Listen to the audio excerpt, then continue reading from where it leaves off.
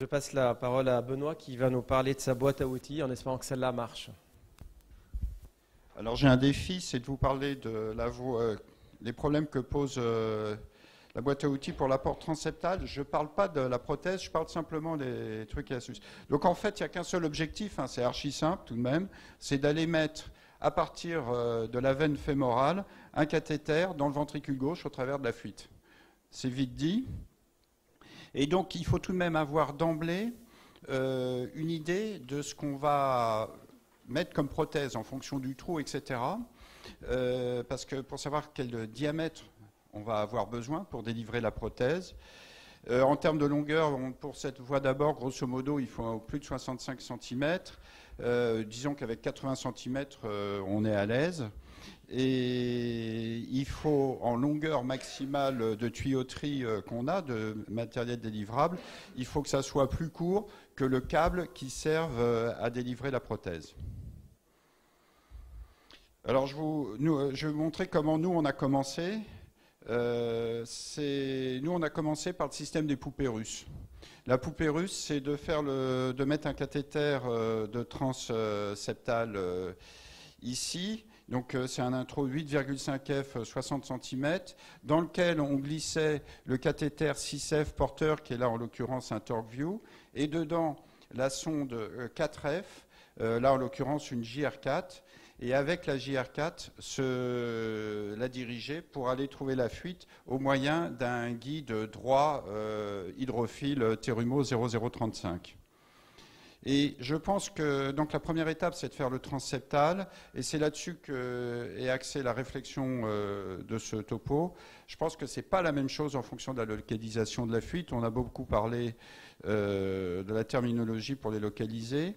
Là, on est du côté gauche, on a la valve mitrale ici, on a le septum interauriculaire qui est ici. C'est probablement pas la même chose d'aller chercher une fuite qui va se trouver par là sous l'auricule que d'aller en chercher une qui est en inférieur vers le septum. Nous, on arrive par le côté gauche, par le côté droit, on voyait le côté gauche juste avant, donc on arrive par en dessous, et il va falloir piquer quelque part. Alors là, il y a quelque chose d'intéressant, c'est avec le cœur qu'on vous a montré tout à l'heure avec la fuite périprothétique, parce que vas-y, montre-nous, on va revoir où se trouve la fuite, et revoir le septum juste à côté, et c'est un septum dans lequel il y a un PFO, qui est perméable. La fameuse prothèse de Bill. Et donc le septum interauriculaire est juste au-dessus de la fuite paraprothétique. Et donc là, je rentre par la veine cave inférieure, comme votre cathéter. Et le septum interauriculaire est ici. C'est une structure qui est plus fine que le reste des parois du cœur. Et donc, effectivement, dans ce cœur, on a un foramen ovale qui est encore perméable, ce qui est intéressant pour les cathétériseurs. Est-ce que ce serait intéressant dans le cas précis pour fermer la fuite? Probablement pas. C'est quand même très loin et pas tellement dans l'axe. Et alors on y met, toi tu le piquerais où ce septum pour... Moi j'aurais pas la prétention de vous dire où il faut piquer. Non, mais en voyant tout simplement comme ça. En voyant tout simplement intuitivement, moi j'aurais tendance à piquer de ce côté-là, c'est-à-dire en postéro-inférieur, et plutôt haut. Haut, c'est-à-dire vers la tête. Céphalique. Céphalique, d'accord. Pour pouvoir descendre mon cathéter, mais je n'ai... D'accord. J'ai fait très peu de cathétérisme dans ma vie. Donc allez me dire si j'ai raison ou pas. Donc bref, on peut schématiser l'oreillette comme ça, et je pense que c'est donc du côté droit. Ça c'est important. Postérieur c'est le dos, antérieur c'est le sternum, supérieur, parce que moi je trouve qu'on se trompe un peu avec supérieur, etc. On ne sait plus si on parle de devant, derrière. Supérieur, je préfère dire céphalique, et inférieur caudal, ça permet d'être un peu, de ne pas faire d'erreur. Et probablement que ce n'est pas la même chose quand on va chercher une fuite qui est, par exemple, sous l'auricule, que d'aller chercher une fuite qui est en septal. Sous l'auricule, on apprend de la fermeture d'auricule, on apprend des mitraclips, et sous l'auricule, on sait qu'on nous conseille à juste titre d'aller piquer en caudale et en postérieur, et qu'on va se trouver dans une bonne orientation. Probablement qu'une fuite qui est située juste en dessous, comme celle que je vous avais montrée tout à l'heure, c'est intéressant de faire attention à piquer dans cette zone-là. Et pour, par exemple, la fuite telle qu'on vient de la voir avec les pointillés, peut-être faut-il piquer en céphalique, assez haut. En termes de hauteur, je ne sais pas bien où. Mais je pense que la réflexion sur...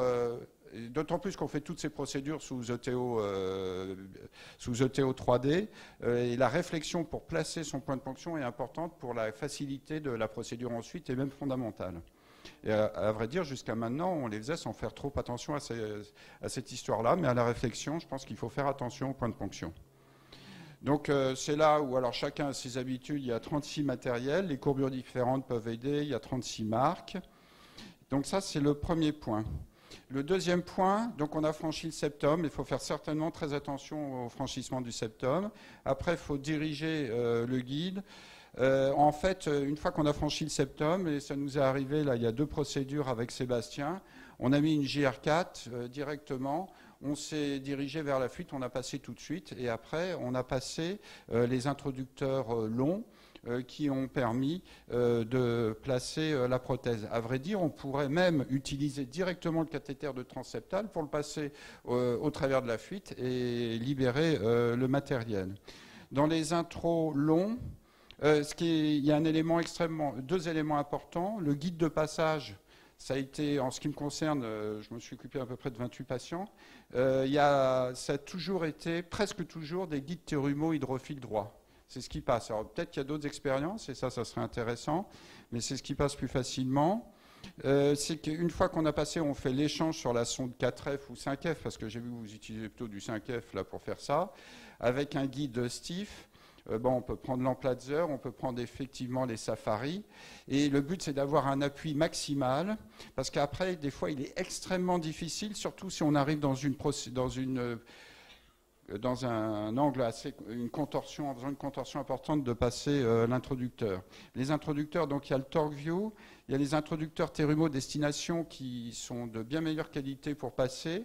Il y a aussi des bons introducteurs Cook de la gamme Flexor, dans le même genre, qui sont armés. L'Agilis, à titre personnel, j'ai utilisé que 2 fois, mais je pense que c'est probablement très intéressant de l'utiliser pour s'orienter.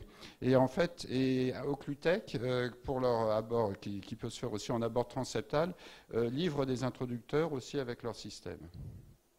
Et on peut, dans certains cas, en fonction de la taille de la prothèse, utiliser des cathéters guides dont on a l'habitude dans les coronaires, si c'est des petites prothèses qui passent dans ces cathéters guides. Donc là, vous voyez le passage avec le guide Terumo droit et la suite de la procédure que je vous ai décrite. Là, je termine. Les principales causes d'échec, c'est le non-franchissement de la fuite par le guide, importance du guidage ETO 3D, je pense importance de la localisation du transseptal, le choix du cathéter 4F d'orientation, il y en a plusieurs et les formes peuvent changer. Les gaines orientables sont intéressantes. Après, il y a le non-franchissement par la gaine porteuse de la prothèse. Donc, à nouveau, l'importance de la localisation du transseptal. Les guidistifs des champs le plus loin possible. Et quand il n'y a pas de valve vortique, on remonte parfois dans l'aorte. Comme ça, on a vraiment un support important. Le cathéter le plus fin possible pour la prothèse présentie. Et il y a des cathéters qui sont meilleurs que d'autres. Clairement, le destination, il est mieux que le TorqueView. Voilà les principales choses que je pouvais dire sur l'abord transseptal.